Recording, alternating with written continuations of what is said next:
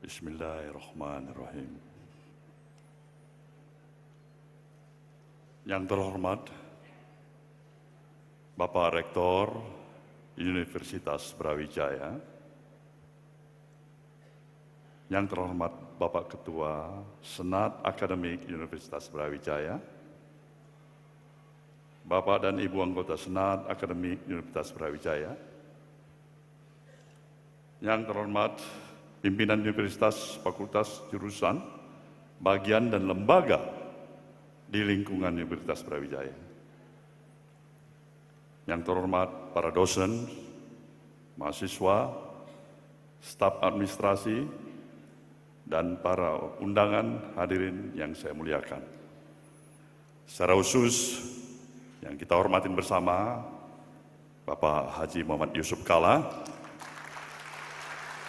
yang berkesempatan hadir pada pagi menjelang siang hari ini, para sahabat-sahabat saya yang tidak tentu bisa saya sebut satu persatu, cukup banyak yang hadir, termasuk Menteri Kabinet Kerja, Ibu Siti, Mbak Sarul, pimpinan DPR, anggota Dewan, para tokoh, hadirin dan hadirat undangan yang saya muliakan. Pada kesempatan yang berbahagia ini, marilah kita bersama mengucapkan puji dan syukur kita kepada Tuhan Yang Maha Esa. Karena berkat rahmat dan karunia-Nya, kita semua dapat hadir dalam penyelenggaraan pengukuhan saya sebagai Doktor Honoris Causa pada Fakultas FISIP Universitas Brawijaya ini. Tentu sebuah kehormatan bagi diri saya, secara pribadi berada di tengah Sivitas Akademika Universitas Brawijaya Malang. Bapak dan Ibu, para undangan, hadirin yang saya muliakan. Sungguh bahagia dan bangga rasanya hari ini saya bisa berdiri di sini, dikukuhkan sebagai bahagian dari keluarga besar Universitas Brawijaya Malang. Sebuah kehormatan yang tidak terhingga untuk menerima sebuah kehormatan, penghargaan, gelar Dr. Honoris Causa dari salah satu kampus yang cukup ternama di tanah air ini. Kampus yang namanya mengingatkan kita kepada kebesaran salah satu kerajaan di Nusantara ini, yaitu Majapahit.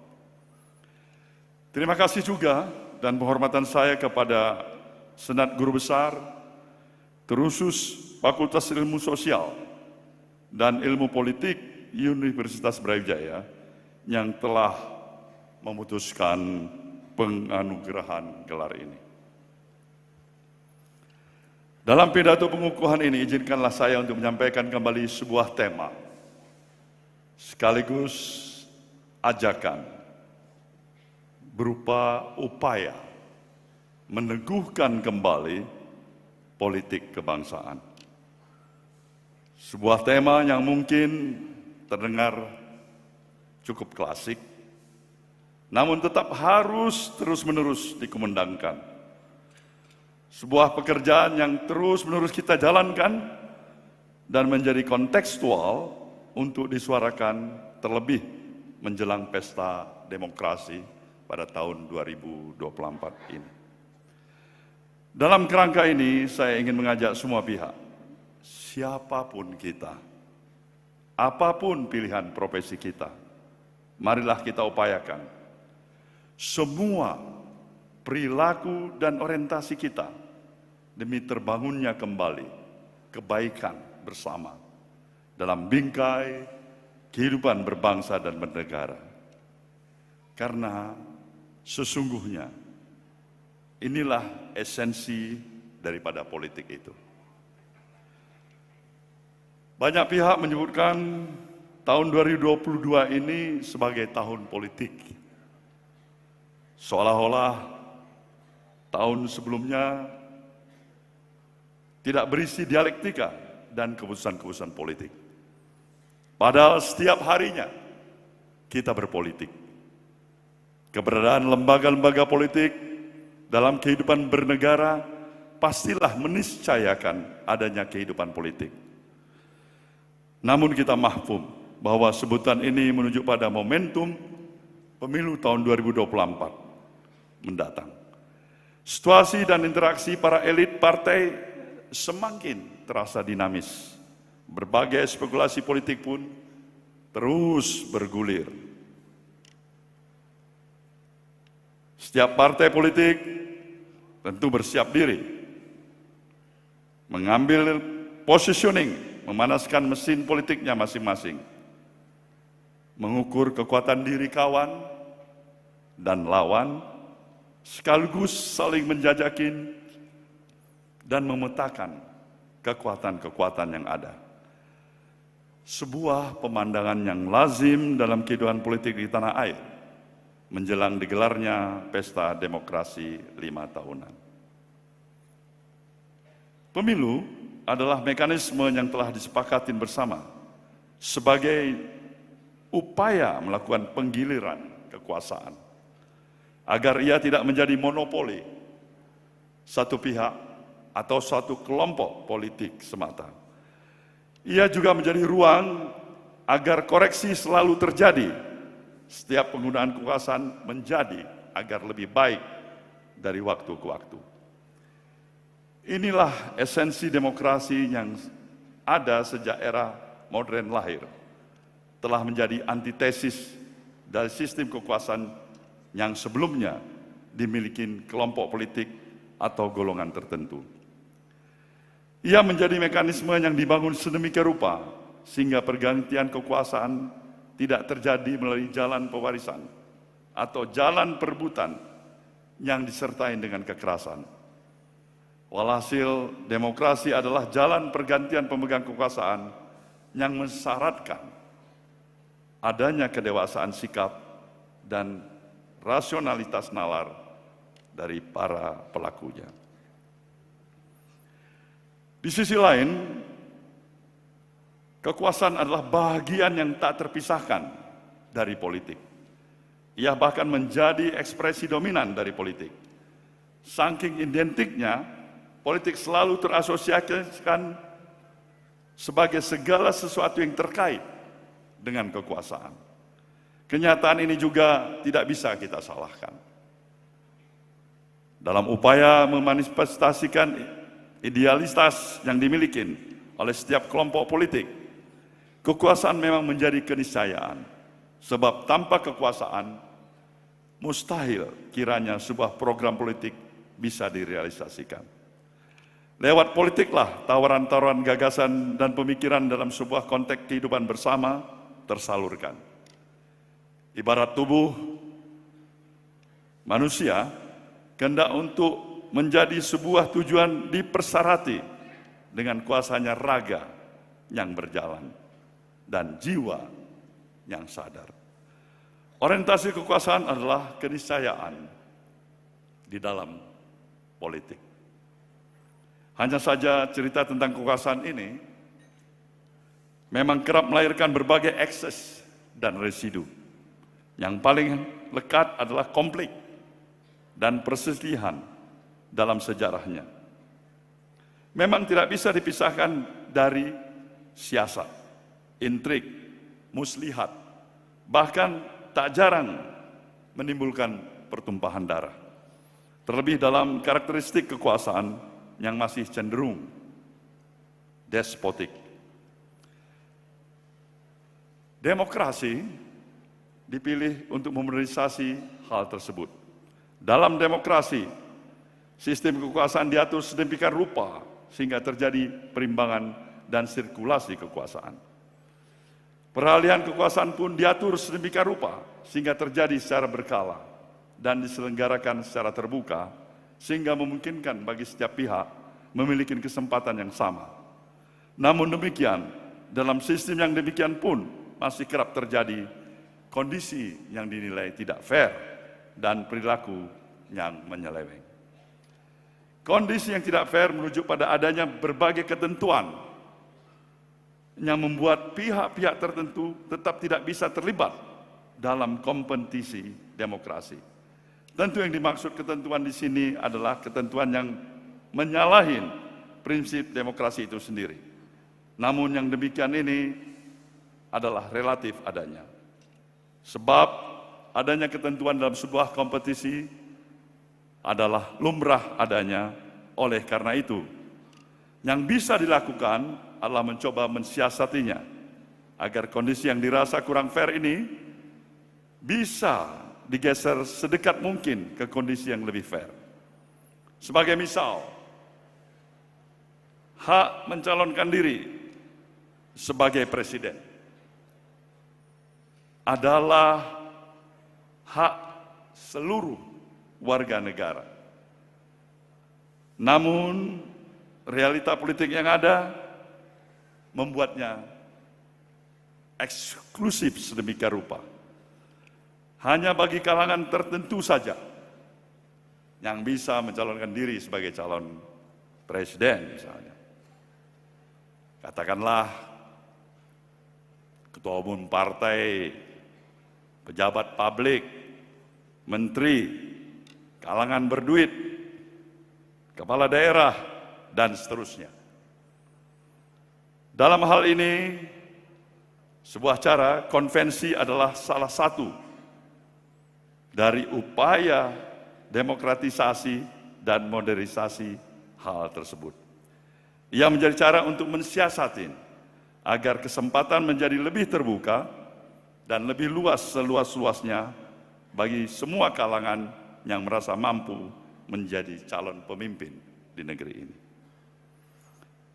Adalah perilaku yang dipandang menyeleweng dalam kontestasi demokrasi, merujuk pada penggunaan segala cara demi tercapainya kemenangan dan kekuasaan. Alih-alih mewujudkan proses peralihan kekuasaan yang fair dan bermartabat, praktek penyelewengan ini hanya akan membuat proses peralihan kekuasaan yang bernuansa penuh dengan perebutan kekuasaan. Pemilu pun tidak lagi menjadi ruang bagi terlaksananya sirkulasi kekuasaan yang demokratis, melainkan ajang adu siasat dan kelicikan berkompetisi. Alih-alih menjadi ruang pendidikan politik, pemilu hanya menjadi ajang perselisihan dan konflik. Hingga pada akhirnya, pemilu bukan lagi bagian daripada upaya mencari solusi atas masalah-masalah bangsa. Akan tetapi menjadi problem baru bagi negara.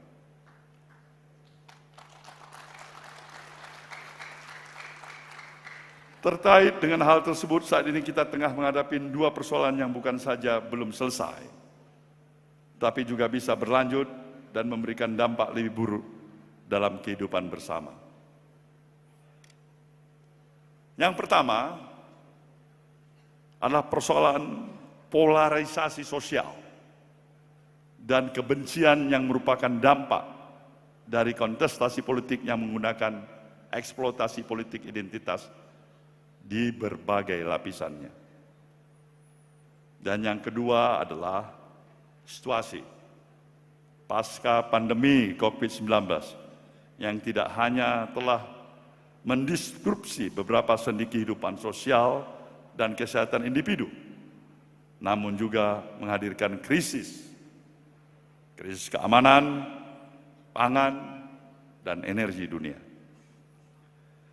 Menuju kontestasi nasional yaitu pemilu presiden dan pemilu legislatif tahun 2024, kita dihadapkan pada situasi yang semakin dinamis dari waktu ke waktu.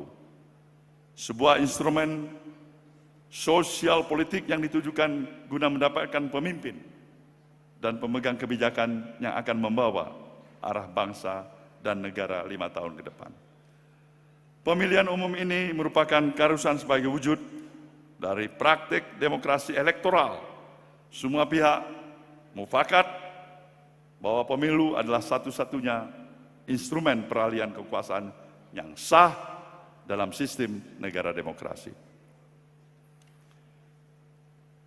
Persoalannya, satu dasawarsa terakhir ini kita melihat hadirnya proses politik yang rawan, menimbulkan kerusakan dalam kehidupan berbangsa dan bernegara. Ada yang terasa kebablasan dalam praktek politik dan kekuasaan kita.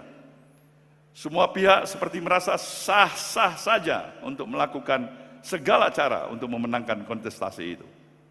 Padahal kontestasi semestinya bersandar penuh pada kesadaran untuk meningkatkan kualitas kehidupan Republik, di mana konstitusi adalah pegangan sekaligus panduannya. Inilah nilai utama yang harus dipegang oleh semua pihak yang terlibat, sehingga pemilu menjadi perwujudan dan upaya untuk memperbaiki kehidupan bersama secara berkelanjutan. Eksploitasi politik identitas hanya akan menciptakan fragmentasi sosial yang mengancam bahkan merongrong eksistensi dan fondasi negara bangsa ini. Praktek ini sangat nyata dan bahkan sangat ekspresif. Ini adalah sebuah situasi zaman yang berkembang sebagai lawan tanding globalisasi yang general untuk mereproduksi simbol-simbol yang paling primitif dalam relasi sosial politik peradaban manusia, yaitu relasi keluarga, suku, atau agama. Pengalaman 2 pilpres terakhir cukup menjadi pelajaran yang bagi kita semua bahwa kompetisi dalam pemilu bukanlah segalanya. Kompetisi hanyalah upaya bagi kita untuk terus-menerus mencari yang terbaik dan mencari yang lebih baik. Tentu terlalu mahal pertarungan yang dilakukan jika hanya untuk berkuasa.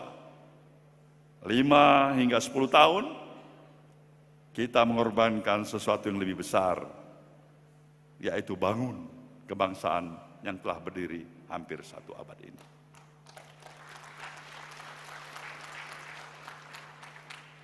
Politik identitas sesungguhnya tidaklah selalu negatif dalam sejarahnya. Politik identitas lahir dari perjuangan melawan diskriminasi dan ketidakadilan. Dalam sebuah forum nasional di Jakarta, Profesor Yudi Latif menyampaikan bahwa ada 3 bentuk model politik identitas. Ada yang good, ada yang bad, dan ugly. Politik identitas baik good ketika ia menjadi ciri bagi sebuah partai atau kelompok politik. Setiap kelompok memang akan melahirkan identitasnya masing-masing. Setiap kelompok bahkan harus melahirkan identitasnya. Kelompok politik yang baik adalah kelompok yang mampu membangun identitas diri, yang kemudian menjadi pembeda antara ia dengan kelompok yang lain. Namun identitas itu tidak membuatnya bersikap eksklusif atau tidak mau mengenal yang lain. Sebaliknya, mereka yang telah mampu bersikap inklusif dan bersedia berinteraksi serta siap mengenal yang berbeda dengannya. Kelompok ini menyadari bahwa manusia adalah agen multi-identitas. Ada identitas suku, organisasi, agama, politik, hingga identitas kebangsaan. Orang Arab tidak semua beragama Islam. Sebagaimana juga orang India tidak semua beragama Hindu. Termasuk Civitas Akademika Universitas Brawijaya ini tidak semua berasal dari Jawa Timur atau beragama Islam. Demikian juga dengan partai-partai politik dan kelompok politik lainnya. Semua anggotanya pasti memiliki identitas yang beragam dan tidak tunggal. Nah, politik identitas yang buruk atau tidak baik adalah kebalikan dari yang baik tadi. Mereka bersikap eksklusif dan tidak mau mengenal yang lain. Mereka membatasi diri dengan siapa mereka akan berteman atau bekerja sama. Mungkin mereka tidak mengganggu, namun cara pandang dan berpikirnya menjadi sempit. Melihat sesuatu selalu dari sudut pandangnya yang kurang empati dan seterusnya.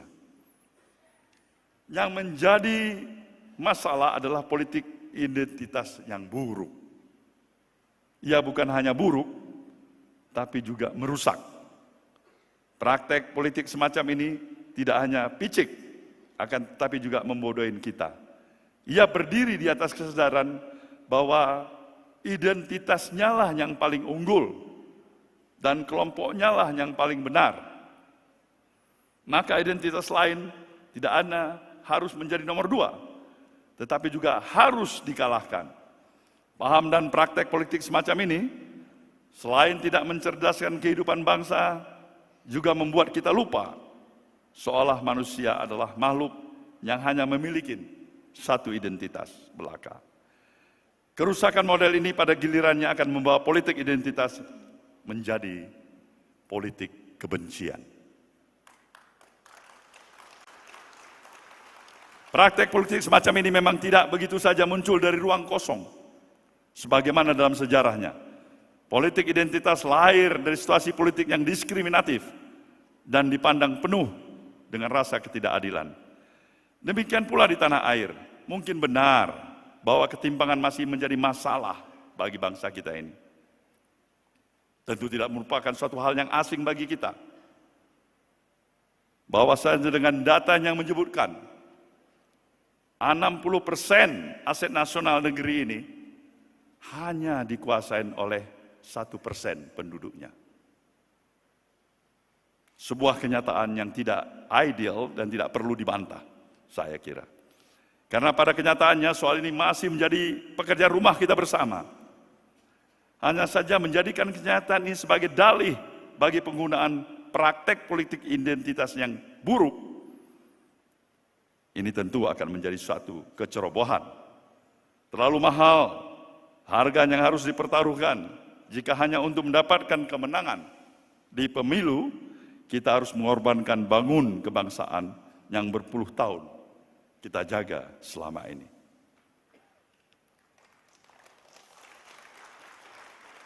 Terlalu pendek akal kita dan terlalu tinggi nafsu kita. Jika untuk memenangkan pemilu, kita harus mempertaruhkan persatuan dan kesatuan bangsa.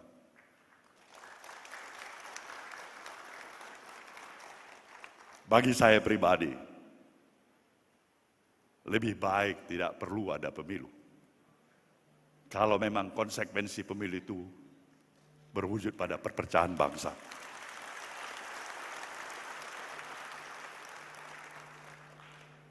Di sisi lain, kita juga masih masuk pada masa pemulihan pasca pandemi. Seperti kita rasakan bersama, dampak pandemi COVID-19 tidak hanya menyerang aspek kesehatan, tapi juga aspek sosial dan ekonomi.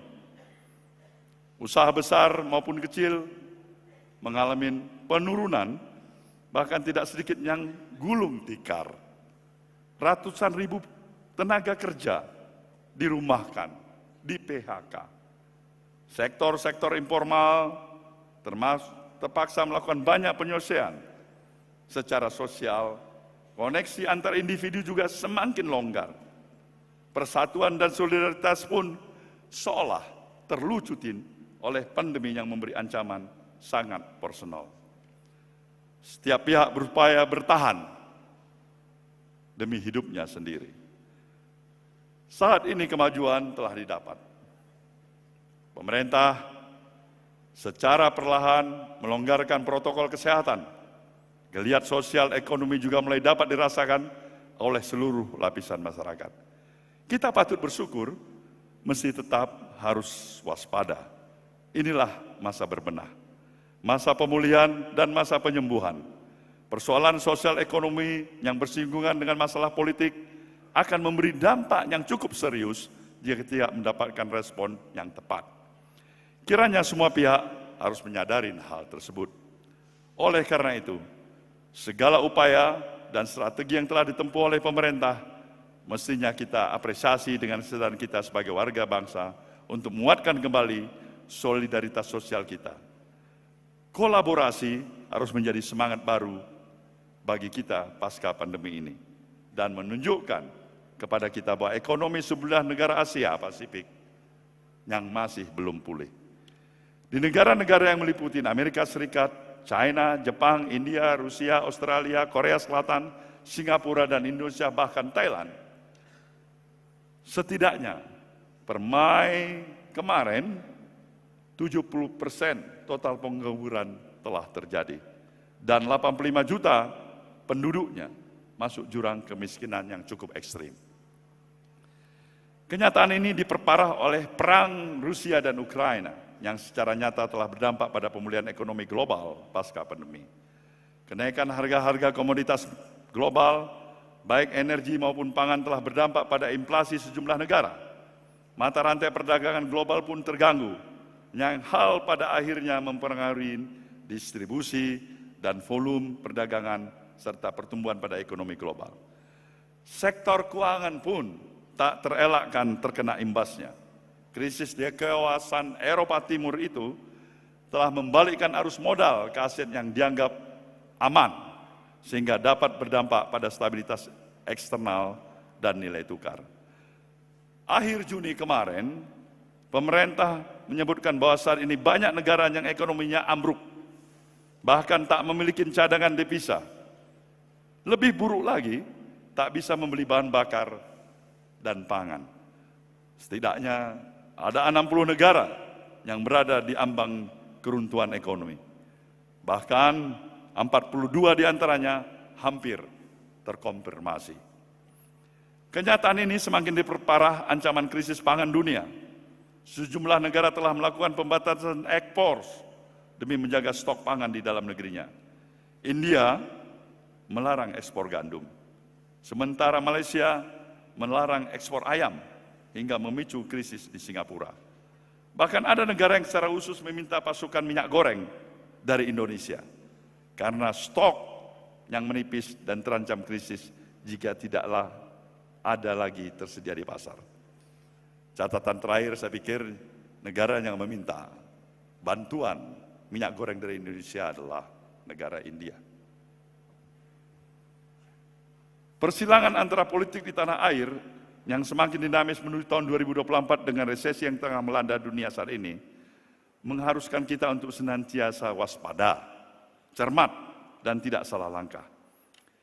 Kita tidak boleh gegabah dalam mengambil sikap dan keputusan.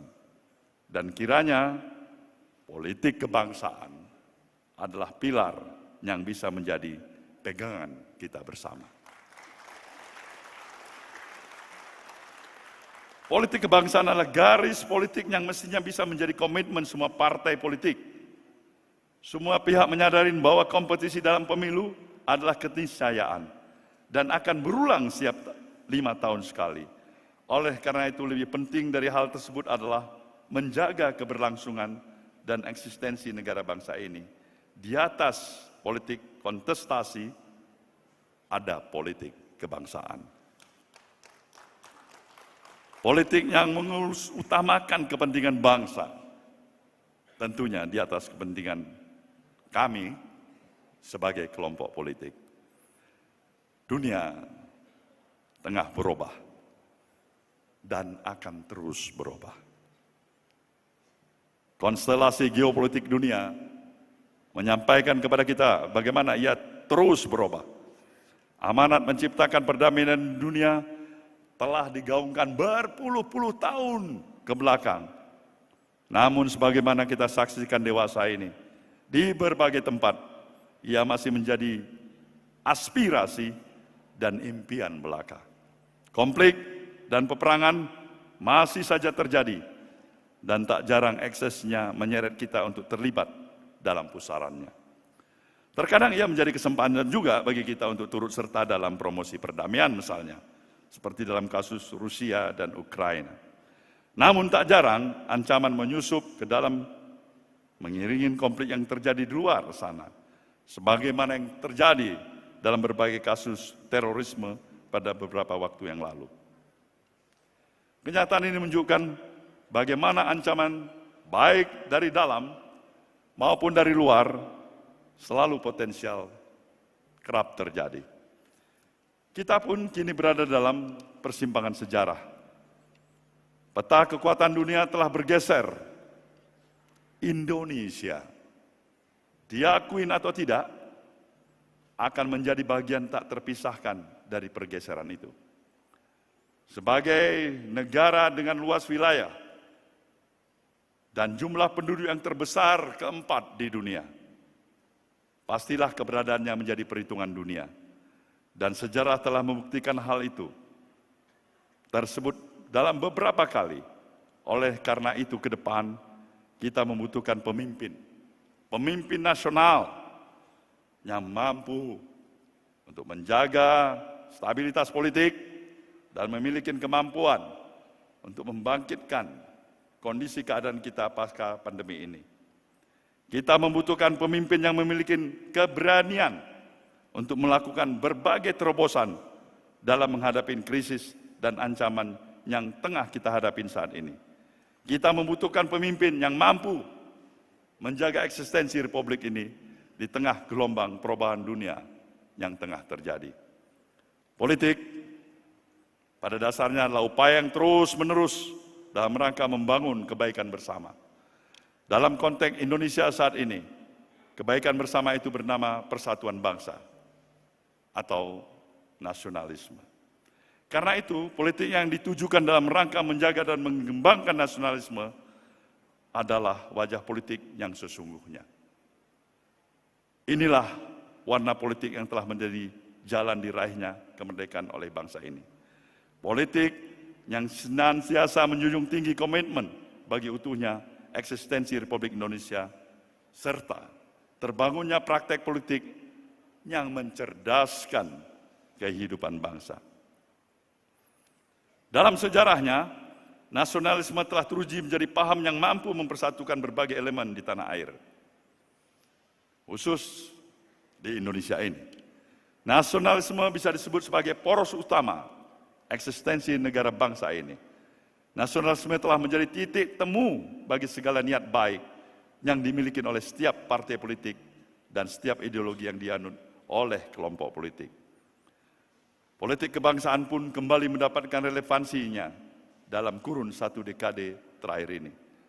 Terlebih saat populisme yang menggunakan politik kebencian dan berhasrat meniadakan yang lain masih kita rasakan. Hingga saat ini, politik kebangsaan menjadi satu poin strategis yang bisa menjadi antitesisnya. Politik kebangsaan adalah politik yang mengajak semua pihak kepada semangat persatuan. Karena itu pemilu bukanlah sekedar ajang kontestasi dan ruang penggantian pemimpin nasional. Pemilu adalah perwujudan politik gagasan dan kompetisi yang penuh kedewasaan, serta ruang mencerdaskan kehidupan bangsa. Saatnya kita sudahin politik yang begitu syarat dengan muatan kebencian dan yang merusak. Praktek-praktek yang menjadi racun bagi kehidupan sosial anak di negeri ini. Inilah saatnya kita harus menghentikan politik kebangsaan itu. Kebencian, politik kebencian seharusnya bukan lagi merupakan sesuatu yang kita anggap hal yang wajar dan lazim hidup di tengah kehidupan kita berbangsa dan bernegara. Mari kita sadarin bersama bahwa perbedaan politik, perbedaan tendensi ideologi itu biasa. Lebih daripada itu, akan selalu ada persamaan di tengah perbedaan yang kita miliki. Perbedaan apapun itu. Para pendiri republik ini telah menunjukkan hal tersebut kepada kita sebagai anak cucunya. Oleh karena itu, di atas perbedaan yang ada, kenapa kita tidak berpegang pada persamaan yang kita miliki. Sebagai pribadi dan sebagai seorang pimpinan partai politik, saya mengajak kita untuk menjaga rumah besar yang telah berdiri selama 77 tahun ini.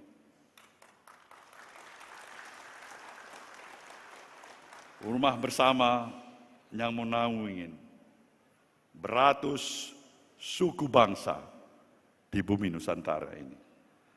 Rumah bersama yang terbukti telah memberikan kehidupan yang lebih baik dibandingkan nasib beberapa saudara kita yang hingga kini masih dilanda konflik dan peperangan. Rumah kita yang bernama Indonesia. Rumah yang di dalamnya terdapat ribuan perbedaan. Namun di atasnya kita bisa hidup dalam perdamaian dan persaudaraan. Saya percaya tidak ada satu partai atau kelompok manapun yang memang berniat untuk membelah kembali kohesivitas sosial yang telah tumbuh kembali ini. Dengan narasi-narasi kebencian atau sebagaimana juga pada pemilu-pemilu yang terdahulu. Kita telah sepakat bahwa persoalan identitas bukan lagi sesuatu menjadi ancaman karena kita menyatu menjadi Indonesia. Pendiri bangsa ini juga telah mufakat bahwa Republik Indonesia adalah negara untuk semua. Bukan negara untuk satu orang, atau satu golongan, atau satu kelompok, tetapi semua adalah untuk semua. Artinya tidak ada lagi kami, tidak ada lagi kalian, tidak ada lagi kelompokku, tidak ada lagi kelompok kalian, tidak ada aku, tidak ada kamu, tapi adalah yang ada kita sebagai warga negara Indonesia ini. Nah, jika demikian, mengapa kita berdiri saling berhadapan? Mengapa kita harus saling bersitegang? Sejarah telah menyampaikan kepada kita, sekuat apapun kekuasaan seseorang atau sekelompok, suatu saat pasti akan selesai juga.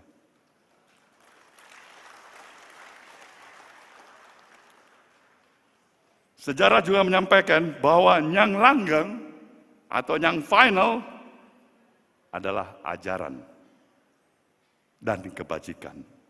Itulah warisan yang semestinya kita berikan kepada anak cucu kita.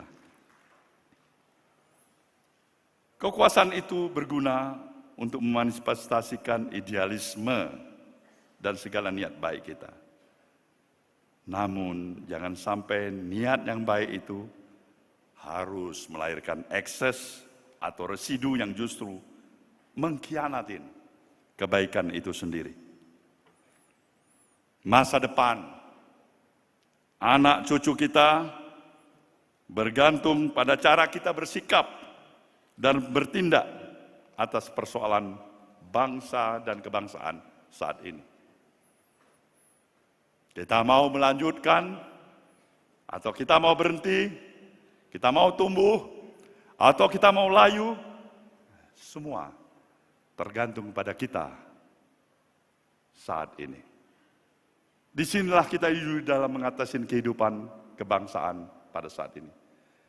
Jika tidak selesai hari ini, maka kita hanya mewariskan perpecahan yang lebih merusak kehidupan berbangsa dan bernegara kita ke depan. Semoga Tuhan Yang Maha Kuasa senantiasa melindungi bangsa dan negara kita. Terima kasih. Wassalamualaikum warahmatullahi wabarakatuh.